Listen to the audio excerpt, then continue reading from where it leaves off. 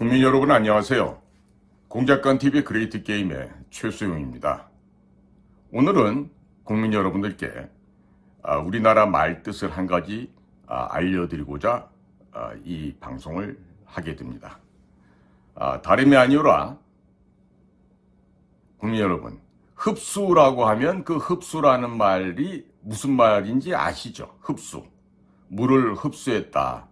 아이들 기저귀에 소변이 잘 흡수됐다 안 됐다 이렇게 얘기할 때 쓰는 단어가 흡수인데요.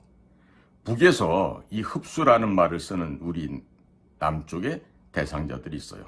하나는 김대중이고 또 다른 하나는 서훈입니다.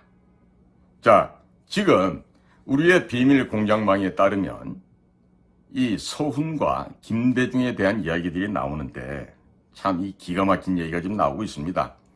2000년도 6월 15일 날 김대중은 남북 간의 평화를 이룩하느니 어쩌느니 하면서 국민들을 속이고 사전에 박지원이를 통해서 수억만 금의 미화 5억 불 이상을 북에다가 헌납을 하고 김정일과 회담을 하게 되었습니다. 그때 김대중은 평양공항에 도착해서 의전 경호 무시한 채로 김정일이가 탄 차에 동승을 하게 됩니다. 그 순간에 대한민국의 경호실에 누구도 그 차에 탑승할 수가 없었습니다. 그런데 그 차량 안에서 김대중이 기가 막힌 이야기를 했다는 게 이제서야 역사적인 증언을 통해서 흘러나오고 있습니다. 자, 김대중이가 뭐라고 했겠습니까? 김정일에게 다음과 같은 이야기를 했다 그럽니다. 김일성 수령께서 주장해 오신 낮은 단계의 고려인민연방제를 남한에서 내가 반드시 실현을 하겠습니다. 그러니 이러한 나의 마음을 내 뜻을 받아주실 수가 있겠습니까? 그리고 이후에 북조선에 가서 살 수 있도록 조건을 마련해 주시면 고맙겠습니다.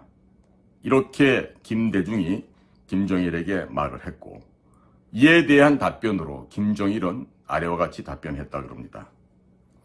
북조선에 와서 살게 하는 것은 내가 마련해 주는 것이 아니라 우리 북조선 인민들이 김대중 선생에게 마련해 줄 것이요. 참, 일국의 대통령의 신분을 가진 자가 평양을 방문해서 첫 번째 말, 그것도 우리 비서진들이나 경호실 직원들을 배제한 채 김정일과 같은 차량에 탑승해서 이런 말을 했다 그럽니다. 지금 제가 하는 얘기는요, 제가 소설로 꾸며서 드리는 이야기가 아니라 북한 내부 심층 지역에서 민감한 출처로부터 지금 입수된 거라서 국민 여러분들께 알려드리는 것입니다. 자, 그러면 김대중이 왜 그런 말을 했는지 짐작이 가시죠. 그래서 지금도 북한 괴뢰 평양의 심장부에서는 김대중이야말로 우리가 흡수했던 자다. 그리고 김대중이 평양에 와서 6.15 회담을 했던 것은 우리 대남 공작기관의 아주 커다란 성과 사업 중에 하나였다. 해서 김대중은 우리가 흡수했던 자로 그가 우리 북에 흡수됨으로 말미암아 그와 같이 김정일과 남북 정상회담을 할 수 있었다라고 누가 얘기한다? 북한 괴뢰의 심장부에 있는 북측 요원들이 하고 있는 이야기입니다. 이들이 말할 때 흡수라는 이야기는요, 북에 평양에 충성맹세 서양문을 작성한 그런 자들에 대해서 흡수하였다고 이야기하는 것이죠. 즉 서훈도 마찬가지로 1998년도에서 2000년도 2년 정도 함경도 심포에 있었던 캐도라고 하는 경수로 개발사업 지역에 가서 한국 대표단장 자격으로 파견 근무를 한 자였습니다. 서훈이 이 심포 지역에 체류하는 2년 동안에 북측에서는 모종의 특수한 방법을 활용해서 서훈을 구워 삶았다는 얘기입니다. 그래서 서훈에 대해서도 북에서 현재 나오는 이야기가 서훈은 우리가 흡수한 자이다.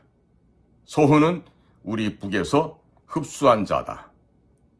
이 말은 마찬가지로 김대중과 마찬가지로 북에 충성맹세 서약서를 작성한 그러한 수준에 도달한 자들에 대한 이야기를 하는 것입니다. 그러면 북에 충성맹세 서약서를 어떻게 하면 작성할 수 있겠습니까? 다른 것도 아니고 대한민국 정보기관에서 파견된 자가 왜 그러한 충성맹세 서약서를 쓸 수밖에 없는 것입니까? 불문가지입니다. 묻지 않아도 알 수 있는 이야기죠. 즉 북에서 만들어 놓은 함정에 빠졌을 것이고 그 함정에 완벽하게 포획되어서 북이 요청하는 대로 움직였던 거죠. 그러면 북은 이 흡수했던 사람들이 김대중과 서훈만 있었을까요? 임동원 전 통일부 장관, 이후에 김대중 시절에 국가정보원장도 한 사람이죠. 임동원에 대해서도 마찬가지 이야기를 하고 있고, 또 문재인에 대해서도 문재인은 우리가 흡수한 자다, 이런 이야기를 평가를 하고 있습니다. 문재인 본가는 함경남도 함경시 흥남구역이었다고 합니다. 당시 문재인이 노무현 정부 시절 청와대에서 시민사회수석 할 때 생년월일을 고치고 이산가족 상봉하러 북을 방문한 적이 있었습니다. 당시에 북에서는 접촉시켜줬던 그 여인네가 바로 문재인을 낳아준 생모였다라고 북 내부로부터 지금 진술이 나오고 있습니다. 이 굉장히 의미가 있는 이야기인데, 그래서 북에서는 문재인이야말로 우리가 흡수한 또 다른 인자 중에 한 명이다 라고 하면서 문재인을 흡수했던 까닭은 김대중과 마찬가지로 경제적인 돈을 갈취하기 위해서 우리가 그 자를 그러한 식으로 엮어 넣었다라고 북 내부에서 지금 언급을 하고 있다는 겁니다. 자, 그러니 국민 여러분들 생각해 보십시오. 북의 대남 공작은 상당 부분 성공을 했습니다. 김대중도 흡수가 되었고 문재인도 흡수된 자 중에 하나였습니다. 그러면 그들과 같이 청와대를 구성하고 있었던 그 밑에 있던 졸개들은 어땠을까요? 그런데 문재인에 대해서 흡수했다고 얘기하면서 북측에서는 다음과 같은 추가적인 설명을 전해왔습니다. 무엇이냐? 문재인은 그저 꼭두각시로 돈을 뜯어내는 도구로 활용을 하고 실제로 이 일을 할 수 있는 것은 문재인 뒤에 옆에 얼마든지 있기 때문에 굳이 문재인까지 활용할 필요는 없겠다.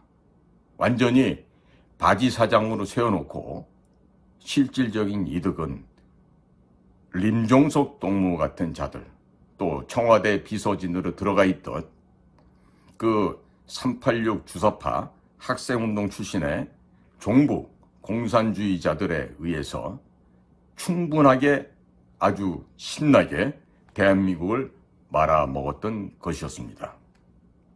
국민 여러분, 이와 같은 끔찍한 일을 우리는 지난 5년간 겪어왔고 국민들이 인지하지도 못하게끔 저들은 그와 같은 비밀스러운 행동을 벌여왔던 것이죠.